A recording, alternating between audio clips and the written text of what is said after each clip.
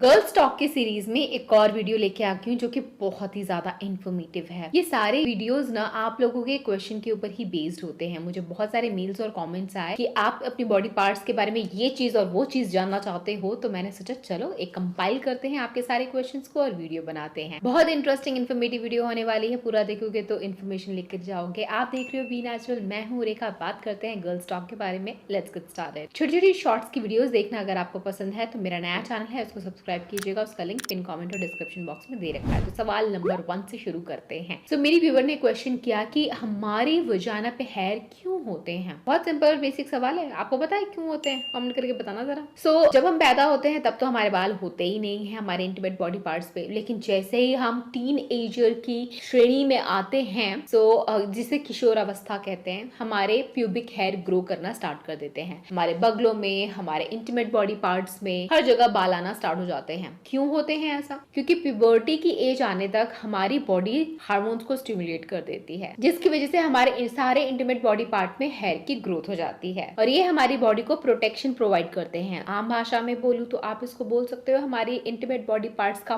Bodyguard, बिना किसी salary के काम करता है। इस बात को इस चीज से रिलेट कर सकते हो। आपको पता है एंशिएंट टाइम में, हमारे पूर्वजों के जमाने में, बहुत साल पहले की बात कर रही हूँ, जब कपड़ों का इजाद ही नहीं हुआ था, उस टाइम हमारे इंटीमेट बॉडी पार्ट पे जो हेयर होते थे वो कपड़ों का काम करते थे और वो हमारे इंटीमेट बॉडी पार्ट्स को, देखो हमारी वजाने के ऊपर बहुत सारे हेयर है, जंगल सी उगी हुई है और ये जंगल प्रोटेक्शन और कपड़े का काम करते थे ताकि उसके अंदर कोई भी कीड़े मकोड़े, धूल, मिट्टी, डस्ट कुछ भी अंदर ना जा पाए। प्रोटेक्शन होती थी। तो कुदरत ने यही सोच करके बनाया था। बाकी कुदरत को क्या पता था कि हम इतना तरक्की कर जाएंगे? ऑफ कोर्स पता ही होगा, बट था ये ऐसा ही पहले। मिला आपको आपके सवाल का जवाब। हमारे बाल इसीलिए होते हैं हमारे इंटीमेट बॉडी पार्ट्स के ऊपर। ध्यान दोगे तो हमारे मोस्टली माउथ को छोड़ करके जितने भी होल है ना, वहाँ पे बाल होते हैं। देखो आंखें इसको प्रोटेक्ट करने के लिए लैशेस है, कान होल है, यहाँ पर भी बाल होते हैं और कुछ लोगों के तो बहुत ही ज्यादा होते हैं, बड़े बड़े। नोज ओपन है और यहाँ पे हेयर है, नोज को प्रोटेक्शन मिले इसके लिए। वजाइना ओपन है, उसकी प्रोटेक्शन के लिए वल्वा के ऊपर हेयर है। एनस ओपन है और उसकी प्रोटेक्शन के लिए भी वहां भी हेयर होते हैं। आपके हर ओपनिंग, आपके बॉडी में जितनी भी ओपनिंग होती है, हर जगह हेयर होते ही होते हैं। बस यहाँ नहीं होते, हाँ, लेकिन थोड़ा ऊपर और नीचे दाढ़ी मूंछ के बाल हो जाते हैं, वो बात अलग है। आगे बढ़ने से पहले क्विक प्रोडक्ट रिव्यू मैं आपको देना चाहती हूँ। आप लोग रिक्वेस्ट कर रहे थे जो पर्पल ने न्यूली लॉन्च किया है हेयर ड्रायर, उसका मैं रिव्यू करूँ।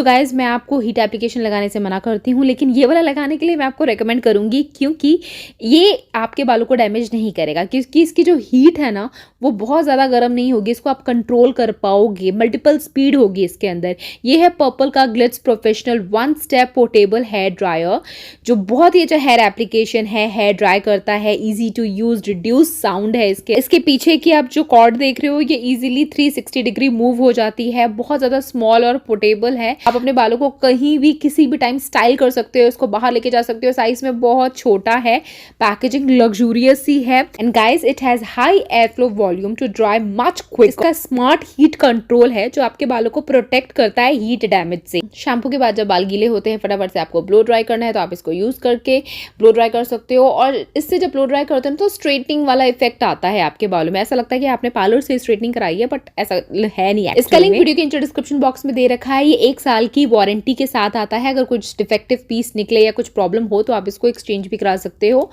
फ्रिजी हेयर के लिए बहुत ही सही है, वेट हेयर है तो फटाफट सुखा देगा, हर हेयर टाइप को सूट कर देता है। और सबसे अच्छी बात, जैसे मैंने आपको बताया, heat control, noise control, portable, quick dry, travel friendly packaging.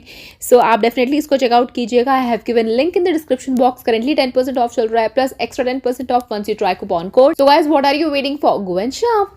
Next question है, अगर बाल हैं तो उसको कैसे रिमूव करें, कैसे हटाएं? क्योंकि बाल थोड़े बहुत हो तो ठीक, लेकिन ज्यादा लंबे काले घने जंगल बन जाएं तो वो अनकंफर्टेबल लगता है। So please help me out. बात तो सही है, अगर आपके बाल थोड़े बहुत हो तो अच्छा लगता है, लेकिन बहुत ही ज्यादा लंबे हो जाए, अगर आप उसको काटो ही ना और लंबी सी चुटिया बन जाए तो फिर तो अनकंफर्टेबल लगेगा ही ना। लेकिन फैक्ट ये है कि कभी बाल आपके इतने लंबे नहीं हो सकते हैं, वल्वा के बाल, आपके इंटीमेट बॉडी पार्ट के बाल कभी इतने लंबे नहीं हो सकते कि आप उसकी चुटिया बना लो। तो वो मीम्स और कॉमेडी मूवीज में ऐसा आपको कहीं देख लिया होगा आपने, ऐसा लगा होगा, लेकिन फैक्ट नहीं है। उनकी ग्रोथ की भी एक लिमिट होती है। हालांकि आपके बालों की ग्रोथ की कोई लिमिट नहीं है, जितना ध्यान दोगे उतना लंबा हो सकता है, लेकिन वजानल हेयर एक हद तक ही लंबे होते हैं, उसके बाद तो वो कर्ली हो जाते हैं। सो इसको कट करना जरूरी है क्योंकि बाल बहुत ज्यादा लंबे होंगे। सो आप जीन्स पहनते हो, टाइट फिटिंग ड्रेसेस पहनते हो, अंडरवेयर, स्टॉकिंग्स, लेगिंग्स, कितना कुछ पहनते हो, और उसके अंदर आप फिजिकल एक्टिविटीज करते हो तो गर्मी, पसीने, धूल धूप से मतलब वो आपका वल्वा तो ब्रीथ ही नहीं कर पाएगा ना, अनकंफर्टेबल लगेगा, और पसीने की वजह से तो अगेन बहुत सारे इन्फेक्शन हो सकते हैं। तो इसके लिए बाल थोड़े से छोटे हो तो ही बेटर है। तो बेस्ट ऑप्शन है जो आपको हर गायनेकोलॉजिस्ट रेकमेंड करेगी, क्योंकि मेरी भी रेकमेंड करती है, to trim it with scissor, best है। बट सिजर से आपको डर लगता है कि नहीं कर पाओगे, कंफर्टेबल नहीं है, कट लग सकता है, तो you can use vaginal trimmer. कोई सा भी ट्रिमर ले लो जो आपको कंफर्टेबल लगे और उससे आप ट्रिम कर लो। बहुत आसान है, एक बटन दबाया, जुप जुप सारे बाल हट जाते हैं। सो ये वाला रेमेडी आप ट्राई कर सकते हो, दिस इज बेस्ट। बाकी और भी मेथड्स होते हैं, वैक्सिंग, शेविंग, प्लकिंग, बट थोड़ा पेन लगता है और उसमें थोड़ा आपको आना चाहिए वो करना। बिगिनर हो, इजी तरीका चाहिए, तो इससे ज्यादा इजी कुछ भी नहीं है। ट्रिम इट विद सिजर और with a trimmer. Next question, क्या हर किसी की वजाइना सेम दिखती है? और मैंने फलाना फलाना मूवी में देखा था कि उसकी वजाइना तो बहुत ही ज्यादा पिंक थी, मेरी इतनी डार्क क्यों है? तो फेयर करने के लिए कौन सा DIY टिप या ब्लीच में यूज कर सकती हूँ? आई थिंक ये जिसने भी कमेंट किया है वो न्यू सब्सक्राइबर है, वरना पता होता बी नेचुरल पे ब्लीच की टेक्निक और तुरंत गोरे हो जाओ ऐसी कोई रेमेडी नहीं है। हम गोरेपन पे विश्वास नहीं करते। थोड़ा बहुत स्किन के टेक्सचर को इम्प्रूव किया जा सकता है, ब्राइटनेस ग्लो लाया जा सकता है, बट गोरा तो खैर किया ही नहीं जा सकता है। और बात रही वजाइना आपकी काली क्यों है और फॉरेनर की गोरी क्यों है, क्योंकि उनका पूरा स्किन टोन ही वैसा है, इंडियन स्किन टोन अलग है, ठीक है। और हमारी स्किन काली है मतलब बुरी है ऐसा नहीं है। काला इक्वल्स टू बुरा इज टोटली रॉन्ग। काला इक्वल्स टू कुछ भी नहीं हो। ना बोलोगे कि बहुत अच्छा है, ना बोलोगे बहुत बुरा है, आपका है, बस be confident, be happy and smile. फर्क नहीं पड़ता है उसके कलर से, और that doesn't matter. Inner beauty should matter, बाहर का आपको बिल्कुल ध्यान देने की जरूरत। हर किसी की वजाना डिफरेंट होती है, लुक्स में, कलर्स में, स्मेल में, हर चीज में डिफरेंट होती है, ठीक है। आप यूनिक हो अपने तरीके से। अपने से किसी और के वजाना को कंपेयर मत करना, और उसको लाइट करने के लिए ब्लीच मत करना, हार्मफुल केमिकल्स यूज मत करना, और कोई भी फालतू की रेमेडी ट्राई मत करना, ठीक है। प्लीज हाथ जोड़ के रिक्वेस्ट है, वजाना के अंदर कुछ भी ऐसी वैसी चीजें डाल करके गोरा करने का मत सोचना। ऑल्दो वजाना आपके शरीर का वो हिस्सा होता है जो अंदर होता है, और उसको गोरा करने की क्या जरूरत है? मतलब आप अपने गुर्दे गोरे करके क्या करोगे? एग्जाम्पल दे रही हूँ। वल्वा वो हिस्सा होता है जो बाहर से नजर आता है, हम उसको भी वजाइना बोल देते हैं आम भाषा में, but vulva and vagina has difference, and vagina looks different depending on age, genetics, hormones and skin tone. Next question, what is vaginal douching, और क्या ये सही है, करना चाहिए या नहीं करना चाहिए? जब आप अपनी वजाइना के अंदर कुछ भी इंसर्ट करते हो उसको धोने के लिए, जैसे कि कोई सा भी लिक्विड, सोप, साबुन, कुछ भी अंदर डालते हो, उसको कहते हैं वजाइनल डूशिंग। और क्या ये करना चाहिए? एब्सोल्युटली नो, बिल्कुल भी नहीं करना चाहिए। ये करोगे तो बहुत पछताओगे जिंदगी में। वजाना के अंदर कुछ भी इंसर्ट नहीं करना चाहिए। इनफैक्ट पानी भी वजाना के अंदर इंसर्ट ना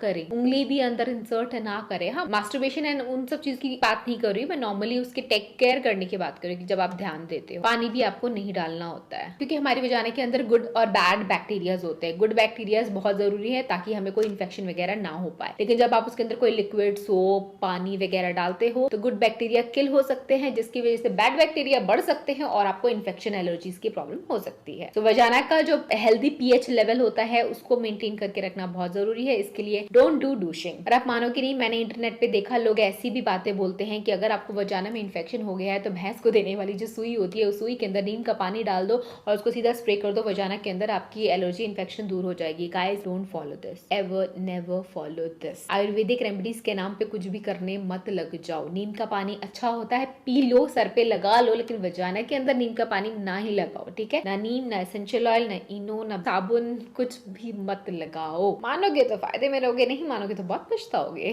तो क्लीन कैसे करे वजाना को? सिंपल है, वजाना को क्लीन करने की जरूरत नहीं, वो अपने आप को खुद क्लीन कर लेता है। आपको वजाना का बाहर वाला हिस्सा है ना, वल्वा, उसको क्लीन करना है। जो वजाना लिप्स होती है उसको क्लीन करना है, लिप्स के फोल्ड्स को क्लीन करना है, और नॉर्मल वाटर से आप क्लीन कर सकते हो, या फिर डॉक्टर अगर आपको रेकमेंड करे वजानल वॉश लेकर के भी आप क्लीन कर सकते हो। जिस भी चीज चीज से क्लीन करो, चाहे वो मेडिकेटेड वजाइनल वॉश हो या मार्केट से खरीदा हुआ वजाइनल वॉश हो, बस ये देख लो उसके इंग्रेडिएंट क्या है। नेचुरल है तो अच्छा है, कोई केमिकल्स ना हो तो बेस्ट है। नेक्स्ट क्वेश्चन, आपने कहा था मेंस्ट्रुअल कप और टैम्पॉन यूज करना चाहिए पीरियड्स के दिनों में, लेकिन अगर वो वहीं फंसा रह गया तो क्या करें? अगर वो निकला ही नहीं, अगर अंदर जाकर के खो गया तो क्या करें? सवाल बहुत इंटरेस्टिंग है सच में। मैं आपको बोलती हूँ मेंस्ट्रुअल कप यूज करो, अंदर ही खो गया, रह गया, गुम हो गया, वजाइना से होते हुए, यूट्रस से होते हुए पेट में आ गया और क्या हो जाएगा फिर? ऐसे कमेंट्स आते हैं एक्चुअली में। देखो आपकी जो वजाइना है ना वो एक सॉक्स की तरह है, जिसका एक साइड ओपनिंग है और दूसरी साइड एंडिंग है। वहां सॉक्स के अंदर कुछ भी डालो, क्या कभी खो सकता है? हो सकता है वो थोड़ा अंदर चला जाए, आपको ढूंढने में दिक्कत है, पर क्या खो सकता है? आप अपने पॉकेट में हाथ डालो, क्या पॉकेट में कुछ भी डालोगे तो खो सकता है? अदर साइड ओपनिंग ही नहीं है तो खोएगा कहां से? सो ऐसा नहीं है टैम्पॉन और मेंस्ट्रुअल कप आप अपने वजाना में डालते हो तो वो कहीं खो जाएगा, बिल्कुल कहीं नहीं खोता है वो। ये हो सकता है कि आप उसको थोड़ा ज्यादा अंदर डाल दो तो आपको बाहर निकालने में थोड़ा और अपने फिंगर को अंदर डाल करके ढूंढना पड़े, निकालना पड़े, ये हो सकता है, but nothing can be lost in your vagina guys. और ये जरूर हो सकता है कि क्योंकि आप जब मेंस्ट्रुअल कप और टैम्पॉन यूज करते हो आप भूल जाते हो आपके पीरियड्स आए हैं, क्योंकि गीलापन नहीं होता है, पैंटी के अंदर कुछ भी ब्लड नहीं होता है, तो आप भूल जाते हो। और कई बार ऐसे केसेस देखने को हुआ है कि लड़कियां टैम्पॉन और मेंस्ट्रुअल कप अंदर डाल करके भूल गई हैं। स्पेशली टैम्पॉन डालने के बाद 3-4 दिन तक एक लड़की भूल गई थी और उसको टॉक्सिक शॉक सिंड्रोम हो गया था। बहुत रेयर है, बहुत रेयर है, लेकिन ऐसा हुआ था। सो आप भूलना नहीं, ट्रैक रखना, अंदर डाला है तो उसको बाहर निकाल के फेंकना होता है। टैम्पॉन को 4-5 घंटे बाद और मेंस्ट्रुअल कप को हर 10-12 घंटे बाद आप चेंज कर लो। जब मैं पी करती हूँ तो क्या मुझे अपना मेंस्ट्रुअल कप और टैम्पॉन को बाहर निकालना चाहिए या नहीं? कैसे करूंगी? जब मैं पी करूंगी तो मेंस्ट्रुअल कप तो बीच में आएगा ना, टैम्पॉन तो बीच में आएगा ना, तो सुसु कैसे करूं? तो आप क्यों बोलते हो कि बार बार मेंस्ट्रुअल कप और टैम्पॉन यूज करो? सवाल ये भी बहुत इंटरेस्टिंग है। जब भी आप सुसु करोगे तो कभी भी मेंस्ट्रुअल कप और टैम्पॉन की वजह से आप सुसु ना कर पाओ या वो बीच में आ जाए, वो ब्लॉकेज कर दे, ऐसा नहीं होता है। क्यों? ये 3 उंगलियां नहीं है, ये 3 होल है, समझ लो, ठीक है? अगर आप ऐसे खड़े हो तो ये 3 होल हैं आपके नीचे, ठीक है? तो जो पहला होल होगा वहां से आप यूरिन पास करोगे, बीच वाले होल से पीरियड का ब्लड पास करोगे और लास्ट वाले होल से स्टूल पास करोगे। सो जब आपने टैम्पॉन बीच वाले होल में डाला है तो सुसु इस वाले होल से करोगे ना, तो दिक्कत क्या है? यहाँ टैम्पॉन डालो, यहाँ से सुसु करो, बीच में थोड़ी ना कुछ आ रहा है। तो ऐसा नहीं है कि बार बार सुसु करते टाइम मेंस्ट्रुअल कप और सुसु के लिए टैम्पॉन आपको रिमूव करना पड़ेगा। आपको पता ही नहीं आपके शरीर में होल कितने हैं, कौन सी चीज कहाँ जानी है। तो ऐसे वियर्ड क्वेश्चन तो आपके मन में आएंगे। Next question, how do I not gate P on my tampon? List तो मेरे बहुत ही अच्छी बना रखी है इस बार क्वेश्चंस की, क्या इंटरेस्टिंग क्वेश्चन आ रहा है। ये बहुत कॉमन चीज है, अगर आप टैम्पॉन यूज करते हो तो टैम्पॉन अंदर चला जाता है और उसकी जो स्ट्रिंग होती है वो बाहर लटकी रह जाती है। जब भी आप सुसु करोगे तो स्ट्रिंग गीला हो जाता है, उसके ऊपर पी पड़ जाता है और फिर गीला स्ट्रिंग, फिर पैंटी पहनो, अनकंफर्टेबल लगता है। तो इससे बचने के लिए क्या कर सकते हैं? सिंपली जब भी आप सुसु करने बैठो स्ट्रिंग को पकड़ो और ऐसे थोड़ा सा उठा दो, उसके बाद यूरिन पास करो, उसके बाद स्ट्रिंग छोड़ देना। हर बार स्ट्रिंग को आपको होल्ड करना पड़ेगा, नहीं तो स्ट्रिंग पी से गीला हो सकता है। नाउ नेक्स्ट क्वेश्चन इज, अगर मैं अपने वजाइनल के हेयर रिमूव करती हूँ शेव के थ्रू तो मुझे इनग्रोन हेयर की प्रॉब्लम हो जाती है, इससे कैसे बचूं? सो बेसिकली इनग्रोन हेयर का मतलब होता है जब आप शेव कर लेते हो तो जो नए बाल होते हैं वो ऐसे लंबे लंबे उगने चाहिए, बट कभी कभी आपने गलत तरीके से शेव किया होता है तो आपके बाल अंदर ही ट्रैप हो जाते हैं और वो कर्ल अप हो जाते हैं, ठीक है? तो ऐसे उगने की वजह स्किन के अंदर ही उगने लग जाते हैं, फिर टाइनी बम्प्स वगैरह आपको नजर आते हैं और वहाँ पेनफुल वो होता है, वो अच्छा नहीं लगता। सो इससे बचने के लिए एक तो सबसे पहले शेव करो ही मत, वजाना में शेव मत करो। आप चाहो तो ट्रिमर यूज कर सकते हो या सीजर यूज कर सकते हो। और फिर भी अगर आपको शेव करने का मन है तो जो बालों की डायरेक्शन है ना, उसी डायरेक्शन में आपको शेव घुमाना है, उसी डायरेक्शन में शेव करो। अपोजिट डायरेक्शन में अगर आप शेव करोगे तो इनग्रोन हेयर की प्रॉब्लम आपको हो सकती है। तो एक बार ये वाली टिप फॉलो करके देखो, इनग्रोन हेयर की सारी प्रॉब्लम सॉल्व। तो गाइस ये तो से सारे गर्ल्स टॉक के क्वेश्चंस जो आप लोगों ने पूछे थे। मैंने लंबी लिस्ट बनाई, आपके सवालों की और उसका जवाब दिया। ऐसे सवाल जिसके जवाब माँ भी नहीं दे पाती है, सच में ये जो माँ भी आपके सवालों के जवाब नहीं दे पाती है, ये वाली सीरीज आपको बहुत पसंद आ रही है। एंड मैं समझ सकती हूँ, मुझे भी इन सवालों के जवाब मेरी माँ से नहीं मिले थे, वो भी नहीं बता पाई थी मुझे कभी भी। सो जरूरी नहीं आपकी माँ पढ़ी लिखी हो, मॉडर्न हो, ना हो, माँ के पास हर सवाल का जवाब नहीं होता, या फिर अगर होता भी है तो हम उतने कंफर्टेबल नहीं होते कि जाके उनसे पूछ ले। तो हम ढूंढते हैं कोई ऐसी फ्रेंड जो आपको इन सारे सवालों के जवाब दे दे। तो आपकी बीइंग अ फ्रेंड और बीइंग बड़ी दीदी,